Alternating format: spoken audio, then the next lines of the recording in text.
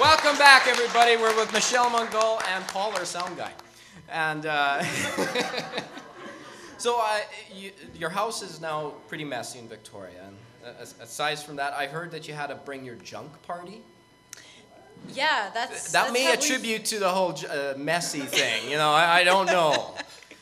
Well, so we got this place. It's a great place in Victoria. We needed to furnish it. Mm-hmm. So we had a party. We invited all of our MLA, our colleagues who are NDP MLAs. We also invited the independent MLA, Vicky Huntington. What, no Liberals?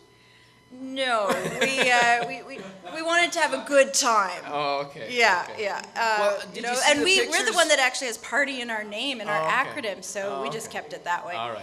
So yeah, and then we said, if you're going to come to our party, though, you got to bring us some furniture, some junk, some glasses, some plates, and so now we have piles and piles of glasses and plates and lamps. Way too much now. Way too much. People got really enthusiastic. Yeah. So, being an MLA now, do people treat you a little bit differently? Like, do you have more or less friends or something like that? Or is it like, you know, before people would walk up to you at the supermarket and go, "Hi, Michelle," and now that you're an MLA, they're kind of like, "No, I don't want to talk to you." Or is there a difference now? No, it's the total opposite. I can hardly get out of the supermarket. And what about friends? Do more people try to be your friend or something like that? That's a really good question. You know, I'd say that I've always been really friendly, so I consider a lot of people in our community as my friend, even though I might not see them on a regular basis. So I feel like, yeah, if somebody's trying to be my friend, hey, cool, that's great. Can I be your friend? Well, wait a minute. Actually, you defriended me on Facebook.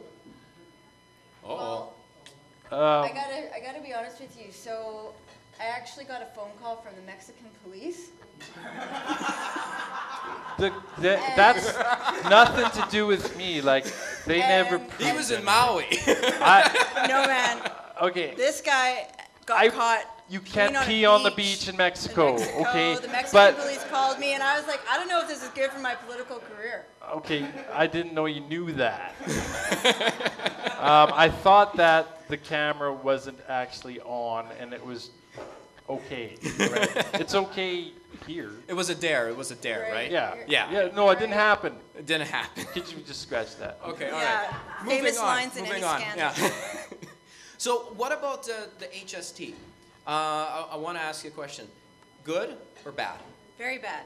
Okay, so how bad? Is it like, all right. So is it bad on the scale of I had one too many cookies bad? Or is it bad on the scale of Star Wars, Darth Vader, Death Star, collapse the world bad?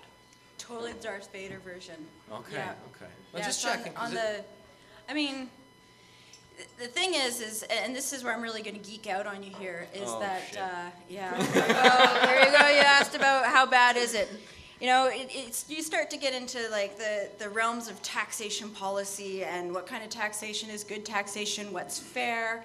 You're right, you went there. And you know what, I did. I told you I was going to go there. And so rather than bore the heck out of all of your audience here and you yourself and put everybody to sleep, I'll just say it's the wrong tax at the wrong time. Oh, okay. Well, good. And I think the audience totally agrees with you. Yeah. So here's a question that I think a lot of people are asking. And now that you're new into politics and new into it being in party politics, do you think the party is important, is an important piece of the politics? Or would it be better, would the people be better served if it was all independents? Well, the benefit of having party politics is that you always know who you're going to the pub with afterwards. Okay. Yeah. So aside from the massive drinking that goes on in Victoria, and I've been there a couple times, any other things? Like what are some strengths to having a party policy versus an independence? Well, I really think it enhances the accountability component, right? So rather than You're sure about this? The Liberals are in there right now. Well, whether you have a party on either side of the house, right, it really does enhance the accountability component. From my perspective, I have to be accountable to the larger team that I work with, right? Okay, it's not okay. just about me. It also allows me to focus on a particular area, and I might not be able to devote a lot of attention to another area. Well, I have a colleague who does that. Right now, the independent, Vicki Huntington, she is having a difficult time just on her own. being able to really understand, really sink her teeth into all the issues that are important all across the province and to her constituents. So, but you know, she's meeting the challenge as best she can.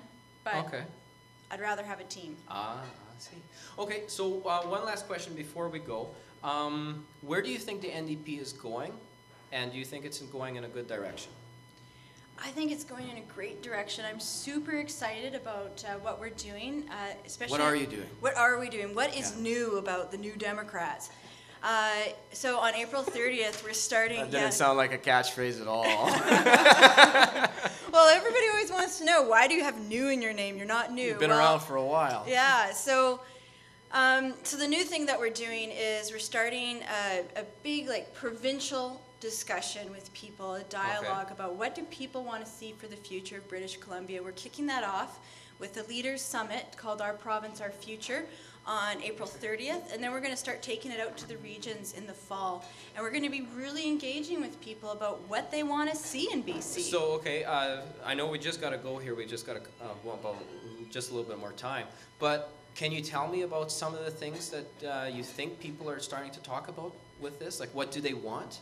Can you touch on just a couple subjects? Like, what do they want?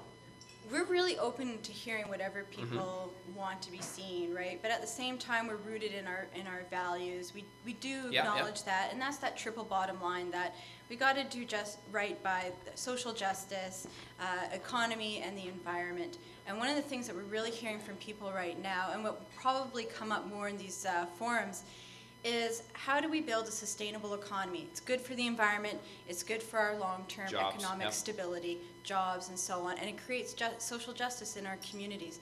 That's what people are wanting to see. Great. Okay, well, Michelle, thank you so much for coming on the show. Everybody, give Michelle a great hand.